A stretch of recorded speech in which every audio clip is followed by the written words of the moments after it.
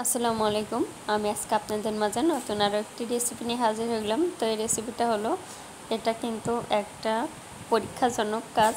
এই কাজটা হচ্ছে তরমুজটা আসলেই লাল হবে কিনা সাদা সেটাই কিন্তু আসলে জানি না। তো কেটে দেখা যাক কী হবে।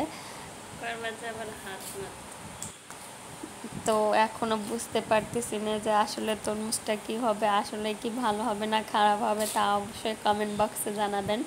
আর এটা কিন্তু সিজনের শেষ তরমুজ, তো সিজনের শেষ তরমুজগুলো কিন্তু ভালো হওয়ারই কথা, কিন্তু এটা কি হবে আল্লাহ জানে। আর এই তরমুজটা কিন্তু ও মাশাআল্লাহ অনেক অনেক দারুণ একটা তরমুজ পেয়েছি। তো সিজনের শেষে যে এত সুন্দর একটা তরমুজ পাবো তা আশা করিনি। তো দেখুন মাশাআল্লাহ এটা কিন্তু অনেক লোভনীয়। আর আমি এটা কেটে কিন্তু 3 ফাড়া করে নিয়েছি। তো যারা তরমুজ কাটতে পারেন না তারা আমার মতন এভাবে 3টা ফাড়া দিয়ে তরমুজ কেটে ফ্রিজে সংগ্রহ করে রাখতে পারবেন সারা বছর খাওয়ার জন্য। আল্লাহ হাফেজ, আসসালামু আলাইকুম।